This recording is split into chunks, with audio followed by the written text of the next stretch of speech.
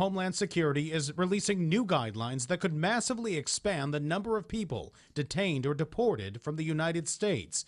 Recently, ICE arrested more than 680 people in raids in just 1 week and said most of them were criminals.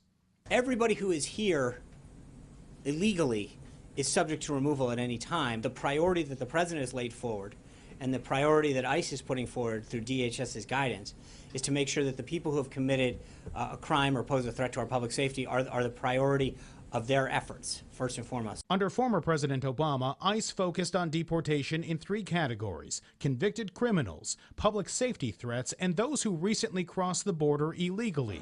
The new guidelines say anyone who is even accused of a crime, such as a DUI, is eligible for deportation. And the new memos make it clear immigration agents now have broader discretion to decide who to round up. The immigration system is broken. Immigrant rights groups in Chicago say the new memos don't address the real issue. The idea that the undocumented are somehow criminals, when we know that the vast majority of the undocumented are working and paying taxes and trying to raise their families here. We're scared. Grisa Martinez was brought to the United States from Mexico 20 years ago. The White House says people like Martinez, known as Dreamers, will still be protected under DACA for now.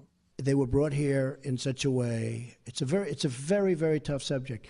We are going to deal with DACA with heart. Is it that Donald Trump wants to have it both ways? Show mercy in public and that in the middle of the night pluck documented people from their beds. It's a debate that's sure to heat up into the spring with these new guidelines and the latest executive order expected to be signed by the president in the coming days dealing with immigration.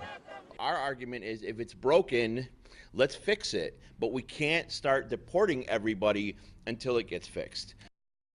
Now, there are some questions in larger cities, especially like Chicago, with large immigrant populations, and because of that, Chicago Public Schools sent out a memo of its own today to principals, making it clear CPS does not provide assistance to U.S. Immigration and Customs Enforcement when it comes to civil immigration law. ICE agents, they say, are not permitted access to CPS facilities or personnel except in rare criminal warrant cases. You can see the full text of this memo by clicking on this story at WGNTV.com.